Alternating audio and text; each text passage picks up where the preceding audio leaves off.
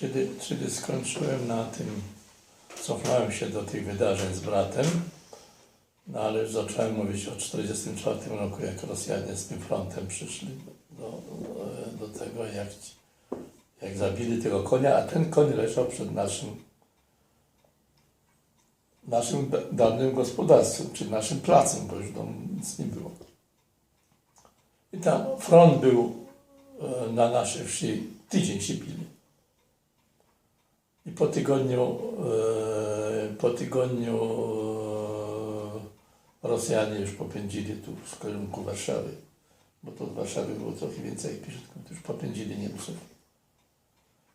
Ale myśmy w dalszym ciągu nie wiedzieli.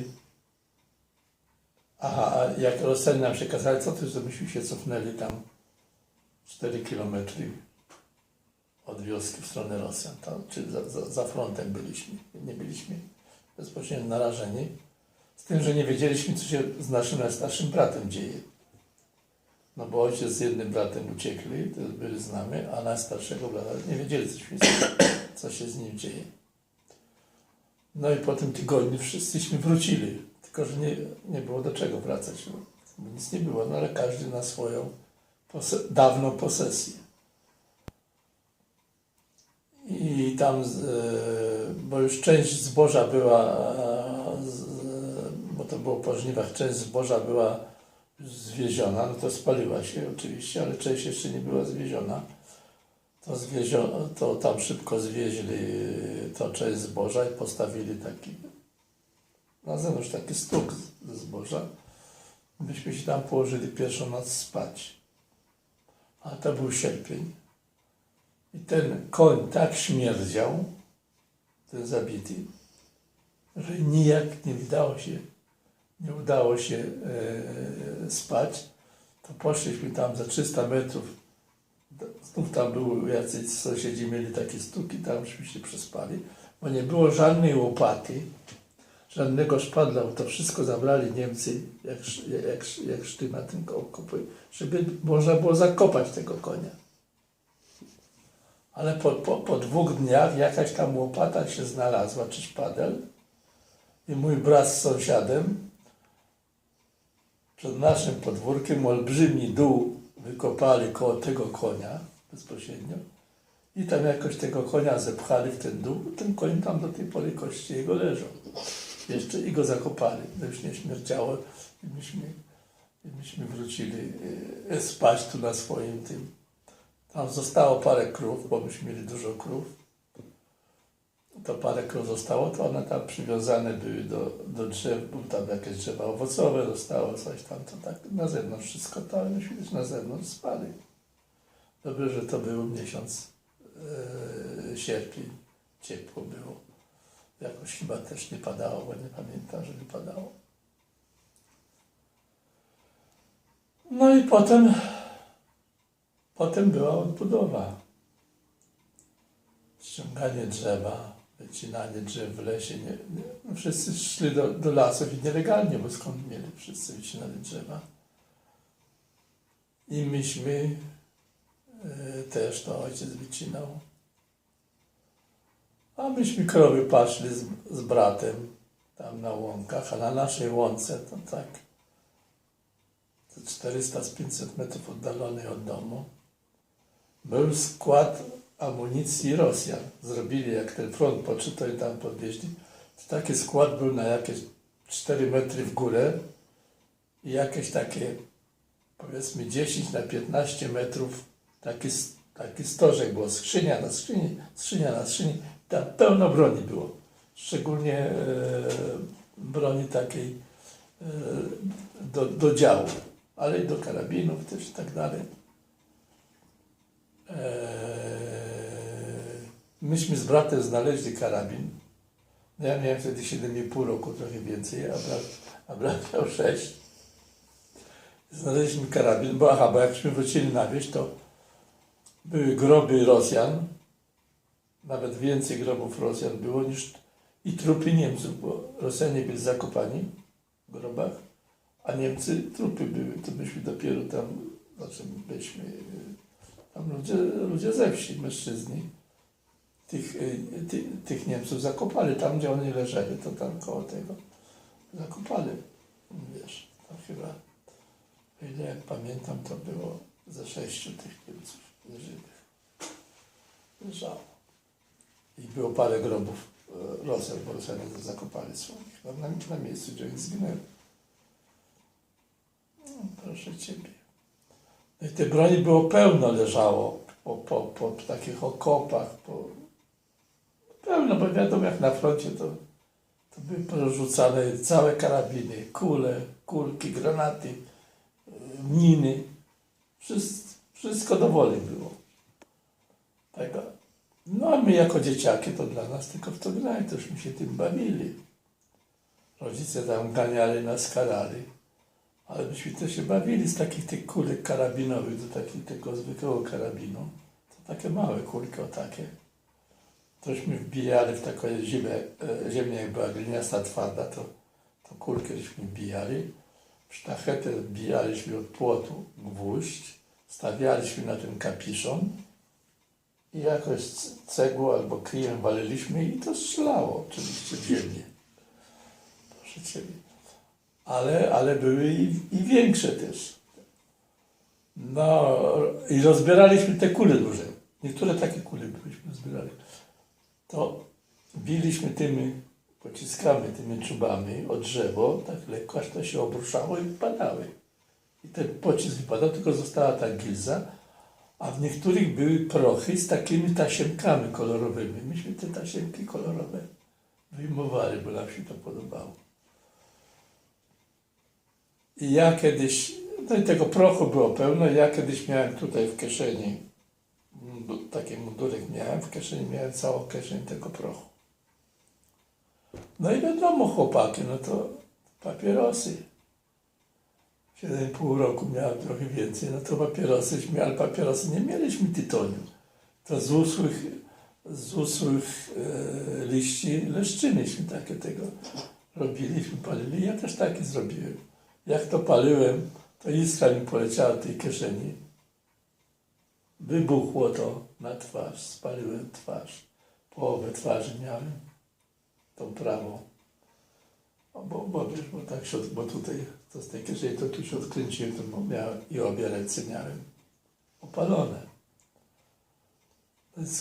I była rzeczka, od razu z tego bólu wskoczyłem do rzeczki i wodę obbyłem, to zdjąłem całą skórę z twarzy sobie. Wszystko. No i do domu z wrzaskiem, z płaczem. Biegłem, matka już się zorientowała, coś się dzieje. No i tak, żadnego szpitala, żadnego lekarza, żadnego lekarstwa w promieniu kilkunastu kilometrów nie było oczywiście. Czyli żadnego ratunku. Nie wiem mama skąd wiedziała, że trzeba to smarować, te rany, bo trzeba smarować białkiem od jajek. Białkiem od jajek, że trzeba to smarować. I mnie moczyła to w takiej gęsim piórze. I mnie to smarowała tu. Bo tak na oko nie widziałem. Na to prawe w ogóle nie widziałem, bo tutaj to już miałem co zdjęte. Te palce się zrastały mnie. Zrastały, bo to było mięso. Bo tu też zeszły skóry. To mięso, to mi się to mięso zrastało. Proszę Ciebie. To bolała jak cholera. I mnie tym smarowali. I tutaj, tu między palcami, żeby to mi się nie zrastało. Ponieważ sierpień to muchy, bo to sierpień to już wrzesień był, to muchy, robactwo. Mieliśmy jakąś taką prowizorkę zrobioną ze zboża, taką chałupkę, ale ze zboża taką jedno pomieszczenie, żebyśmy mogli tam spać.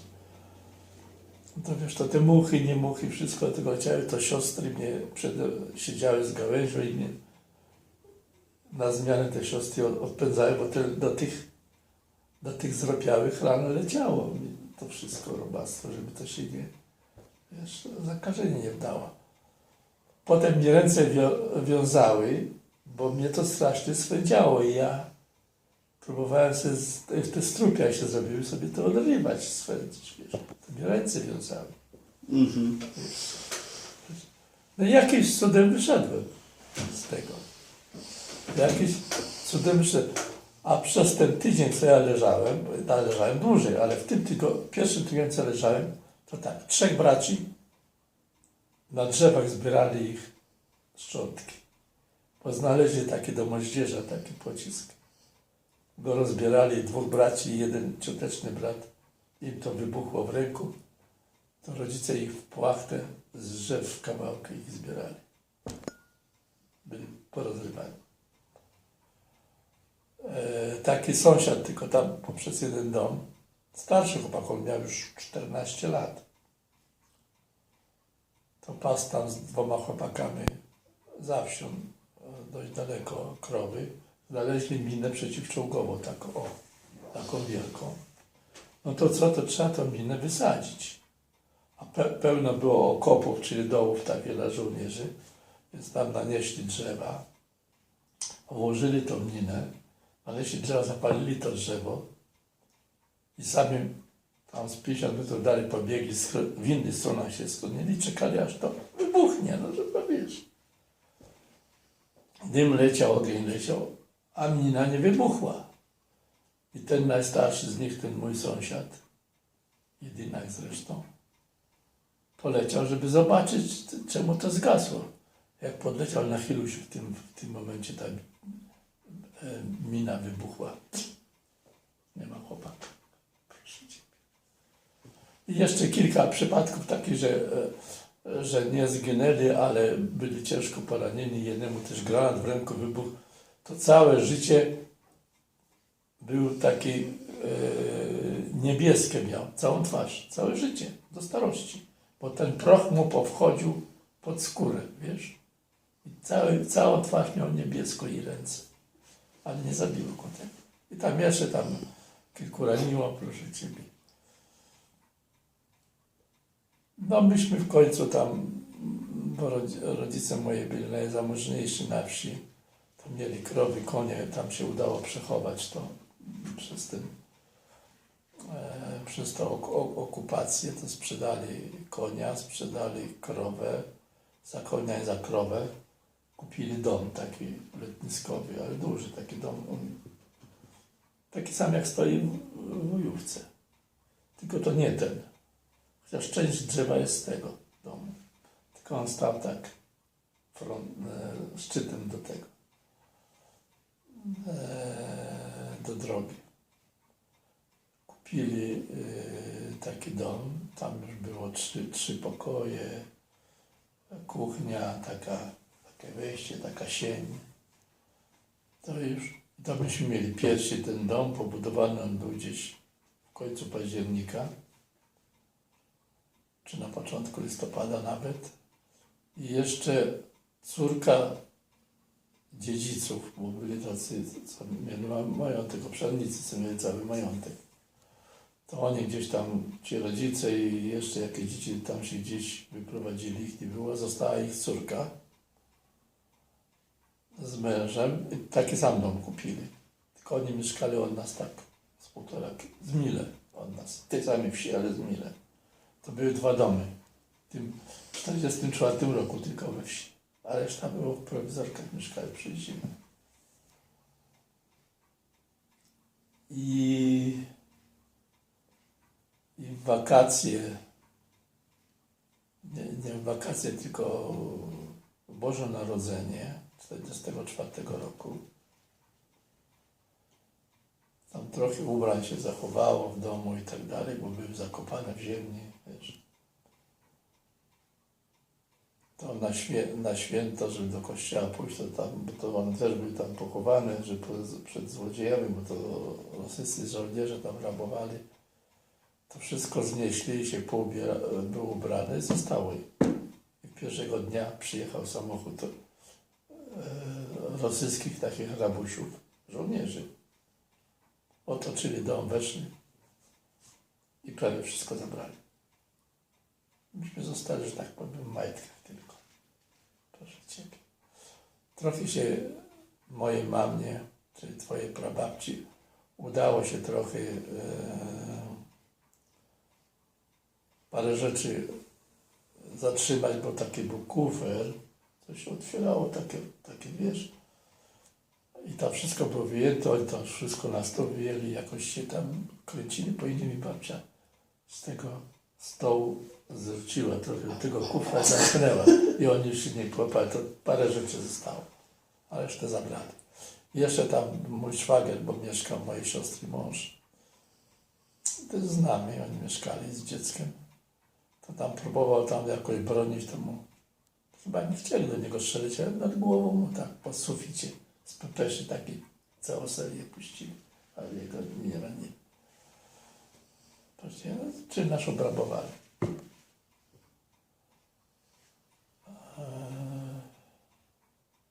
Czy jeszcze dodatkowe było. No i no, żeby tak się już szczegóły nie wdawać, to w 1945 już roku, jak już Polska była wyzwolona, jak już Rosjanie zdobyli Berlin i wojna się skończyła, bo przecież w maju się skończyła, to mój starszy brat i jedna z sióstr, starszy brat już miał syna, jedna z sióstr, panienka, wyjechali, no bo tutaj nic nie było. Wyjechali na tak zwane ziemie odzyskane, które były, kiedyś Niemcy mieli.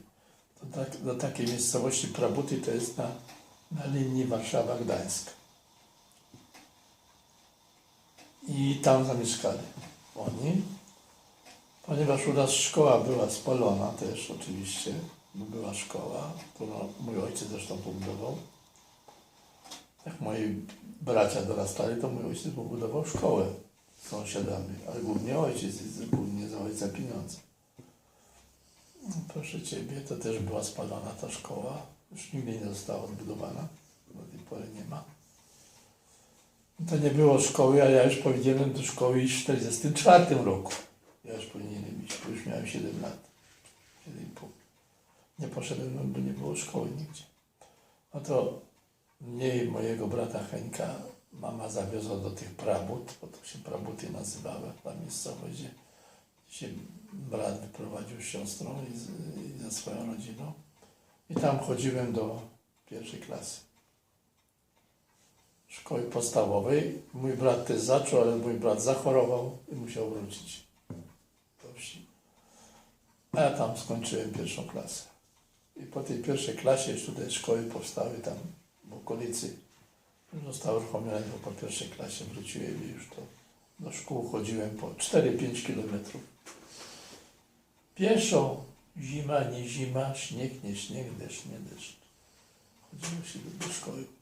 Najpierw 4 km, a potem 5 km. Bo do 5., 6. i 7. klasy to już było 5 km. I tam to szkołę podstawową skończyłem. No potem szkołę średnią w Łomninie.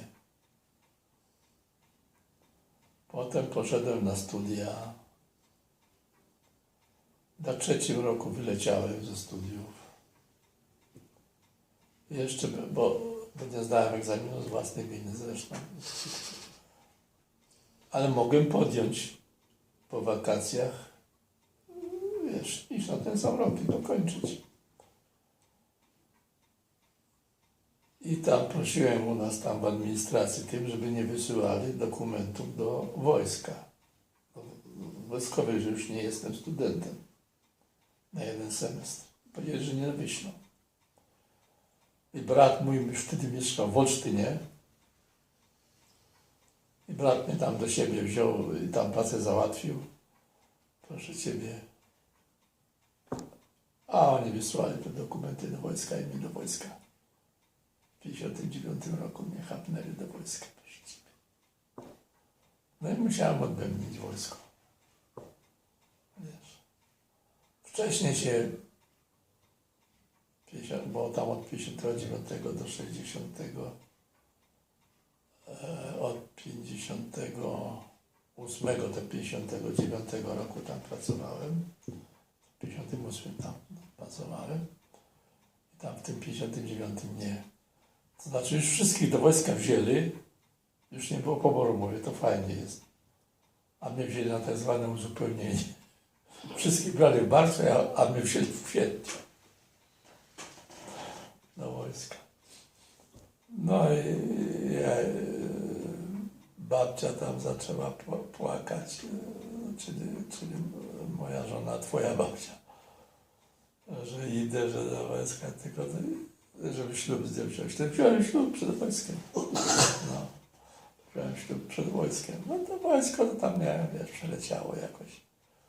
Byłem pisarzem w wojsku, to tam, wiesz, miałem dobrze, tam tego byłem, w każdym razie tam byłem w wojsku 22 miesiące, a byłem 23 razy na przepustce. A to z wojska tak nie przepuszczali. Wiesz, proszę Ciebie, wiesz, bo ja przy szefie sztabu pracowałem, pisarzem, tam rozkazy wyjazdu, to wszystkie takie rzeczy. To wiesz, jak jesteś przy tym, to tam sobie załatwia. Proszę Cię, także wojska nie miałem ciężkiego. No i potem przyszedłem, nawet mój brat chciał, żebym ja w Olsztynie zamieszkał. Ale moja żona, czyli twoja babcia, nie chciała się z Warszawy, strasznie przeżywała, że ja już tam szukałem mieszkania. Ale ona, jak z tego wojska wychodziłem, to ona tu się kręciła w Warszawie. W Warszawie to było cudze mieszkanie jakieś dostać, bo to była Warszawa przecież zburzona całkowicie. Warszawa była. Ale tam jakiś kolega czy znajomy z pracy miał rodziców swoich w Warszawie, mieli 2 pokoje, a to staruszkowie byli. I ten jeden pokójśmy wynajęli. I ja wróciłem już tutaj. No i dostałem nawet bardzo dobrą pracę, jak w tym państwowych zakładach lotniczych, dla których do końca życia już pracowałem. Potem już ostatnie 10 lat też związane z państwowymi zakładami lotniczymi, ale w tej spółce amerykańsko-polskiej, gdzie byłem dyrektorem finansowym. No a w międzyczasie to tak, do partii nie należałem. Nigdy. Należałem jak byłem małym, do harcerstwa, ale chyba tylko z pół roku, bo rozwiązali harcerstwo. No wiesz. I to wszystko, do partii nie należałem, ale w pracy jakoś tam mnie cenili.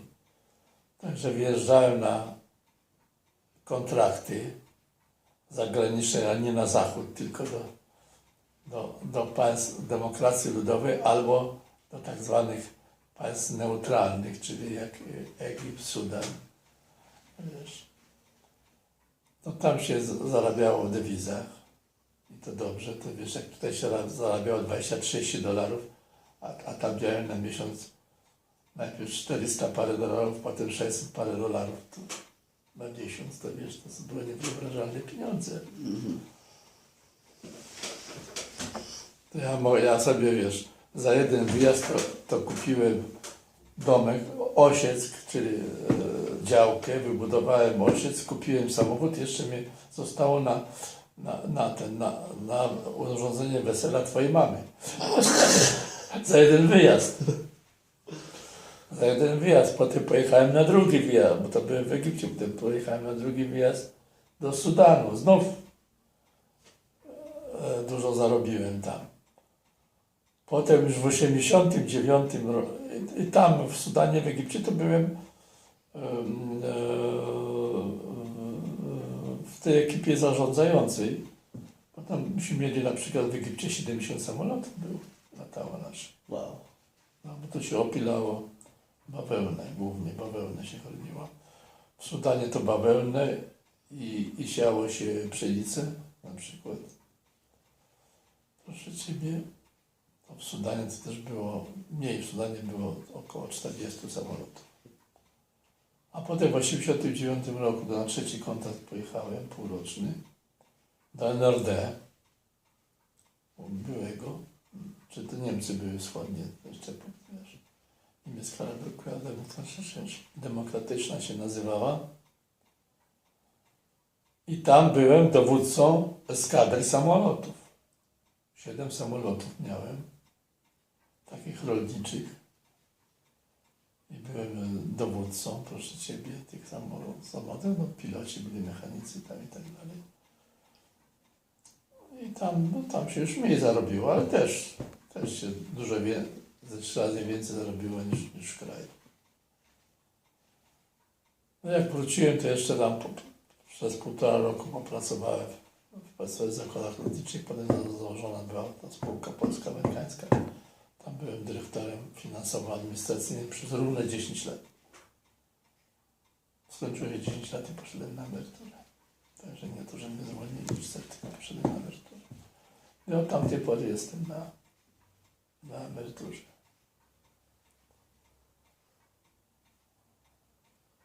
No, w międzyczasie w Warszawie to w Warszawie to się cofnę jeszcze trochę. W Warszawie to załatwiliśmy tamten jeden pokoik, to było na ulicy Łódzkiej. Nie od Łodzi, tylko od Łódzka. Łódzk to jest na Białorusi miasto takie, kiedyś polskie. Na ulicy Łódzkieśmy mieszkali w takim pokoiku, który miał 11 metrów. Tylko z tego pokoiku zrobiliśmy pokój kuchni jeszcze. Proszę Ciebie, pokój kuchni, bo mama się urodziła twoja. Tam, to znaczy w szpitalu się urodziła, ale jak tam mieszkaliśmy.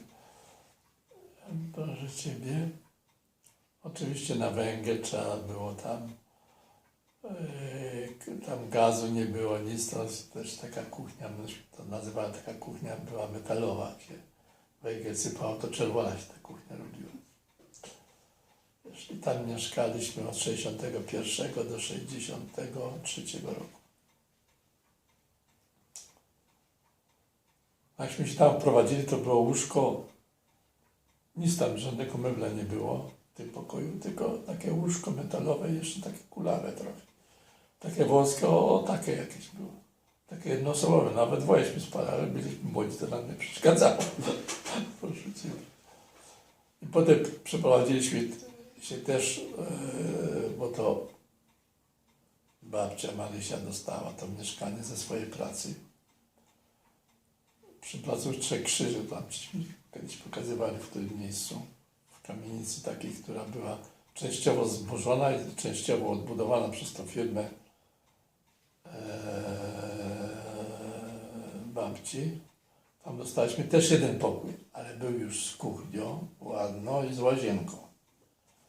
Tylko że tam nie było centralnego ogrzewania i gazu, bo na 3. piętrze trzeba było zasuwać węgiel z dołu. A to była stara kamienica w starym stylu, takim przedwojennym, to tam, wiesz, to tak jak teraz pięć pięter trzeba było zasuwać z tym węglem. I tam żeśmy mieszkali do 71 roku. I ja dostałem z pracy to mieszkanie. Ja dostałem z pracy w 71 roku. No i od tamtej pory mieszkamy tutaj. Czyli już 45 lat. 30 czerwca myśmy się przeprowadzili 71 roku, czyli 45 lat minęło.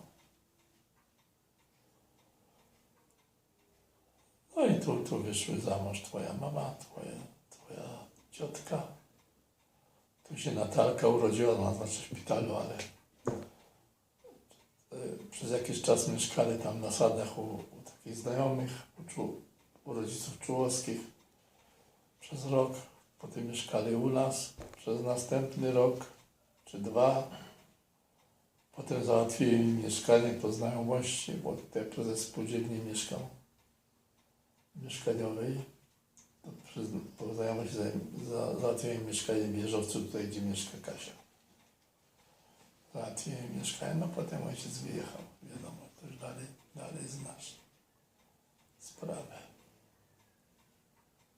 Oto tyle, co ja pamiętam. Może być jakichś szczegółów. Proszę Ciebie. Ale o mojej rodzinie z przekazów, dokumentów, to wiem znacznie więcej, sporo też znam. Też cofając się do odległych czasów, to już masz w drzewie genealogicznym, to masz, że od strony mamy od 1765 roku mamy naszych przodków, mojej mamy, czyli i naszych przodków, tylko po kądzieli, jak to się mówi. Po kądzieli, a kądziel to kobiety. No, proszę Ciebie. I tam kolejne te pokolenia.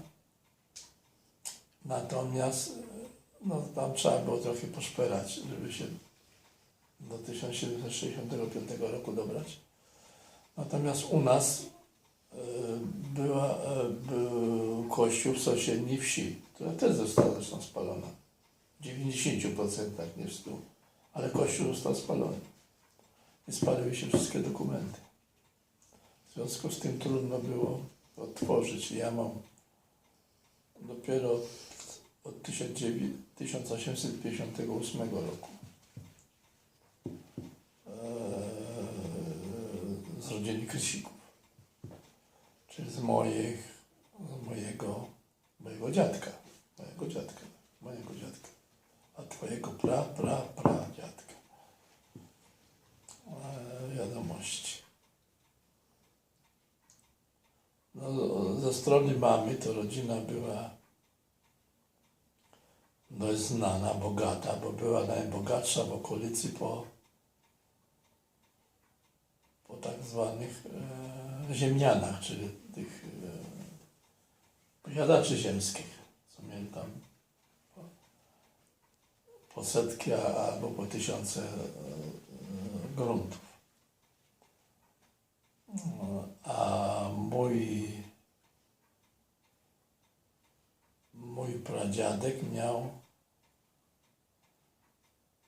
60 hektarów. To było bardzo dużo. Bo na wsi to nikt 6 hektarów nawet nie miał. 60. I z takich przekazów nie do końca sprawdzonych, to jak była taka zaraza, czyli to się nazywało pomór na Litwie, to z Litwy ludzie uciekali tutaj do Polski, żeby uchronić się pod tą zarazą i byli tutaj właśnie w naszych okolicach obsadzani. Mama nazywała się Szyszko, a na Litwie była zdana rodzina hrabiowska Szyszków. I prawdopodobnie to już nie hrabiowie, ale jakieś pokolenie tych Szyszków już zbiedniały. Zbiedniały już tutaj, bo to zawsze syn dostawał posiadłość, a tych tam jakoś spłacał. Jakieś już zbiedniały, tu się dostało, bo znikąd 60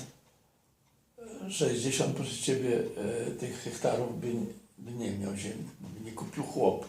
Przecież w 1863 roku zostało poddaństwo zniesione. Bo tak to chłopi byli poddanymi, musieli, wiesz. Czyli musiała z jakimiś pieniędzmi już tutaj ta rodzina zbiedniała, ale z jakimś, że tutaj było ich stać, żeby tyle ziemi mieli. No i mama była też z bogatej rodziny.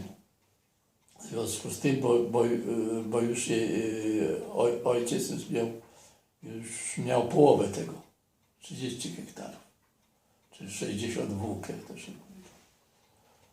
Czyli mój dziadek. A mój dziadek ze strony mamy. A mój ojciec, może inaczej, moja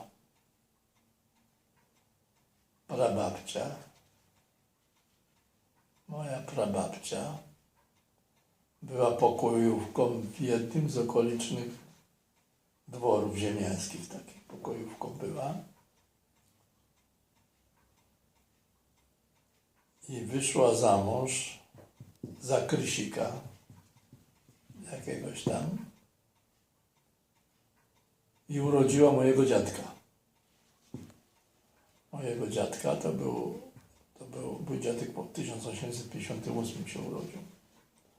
Urodziła mojego dziadka i dziadek miał chyba, tak dokładnie nie wiadomo, chyba około 10 lat jak zmarła. Około 10 lat jak zmarła i on był tylko jednym dzieckiem ich. I mój pradziadek ożenił się z inną kobietą.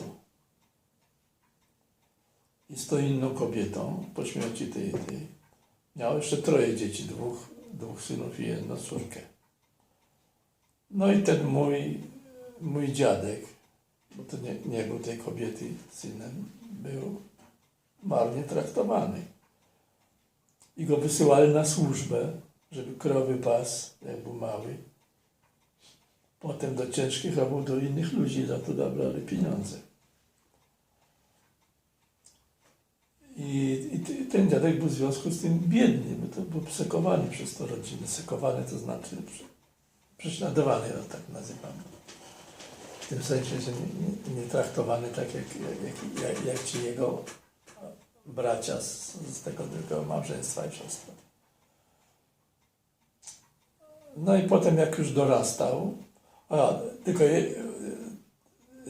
mój pradziadek miał to jedną zaletę, że ta pokojówka jak była tam, służyła u tych ziemian, to ją tam nauczyli czytać i pisać. A wtedy na wsi to nikt nie umiał pisać ani czytać, chłopi. Nie umieli. Albo może jacyś tam pojedynczy gdzieś. I ona tego mojego pradziadka, zanim umarła, to nauczyła czytać i pisać. Mimo że on był taki biedny, to on był od tych wszystkich o tyle bogatszy, że był piśmienny. I on dorastał, no to tam różnych prac się łapał, już jak był starszy. I długo był tak zwanym traczem. A tracz to jest taki człowiek, który tnie deski z olbrzymich drzew, ale kiedyś tak, jeden stał, bo to się na takie słupy stojaki kładł, takie olbrzymie drzewa jakoś tam. I tracz to stał u góry i to jeden, a u dołu były dwa rączki do tej piły i kiedyś nie w tartaku, tylko się tak cięło. Deski, jakieś tam, wiesz, grubsze elementy, a to była straszliwie ciężka praca. I ojciec był tym zwanym takim traczem, ale tym takim szefem tych dwóch, co pod spodem, bo on musiał kierować, żeby to było równo i tak dalej. A to była strasznie ciężka praca. I tam dziadek tak chodził u różnych ludzi, tam jak się budowali, to ciął to drzewo za pieniądze. Jakoś tam się utrzymywał. Ale jakoś poznał, czy jakoś tam to było, no nie wiem, moją prababcię, która już była starsza panna, a wtedy jak miała aż 27 lat, to już była starsza panna. Proszę Ciebie, była 4 lata od niego starsza, od mojego pradziadka. Ale była dość bogata i jakoś tam pożenili się. I w związku z tym on się stał już właścicielem ziemskim, bo mieli, proszę Ciebie, już ziemię, bo ona tam dostała kilka morgów, on coś tam kupił, już gospodarstwa swoje założyli. No i urodził się mój ojciec i ojca siostra, tylko ojca siostra się wcześniej urodziła jako pierwsza. Moje dwoje dzieci mieli. I mój dziadek zmarł jak mój ojciec miał 12 lat.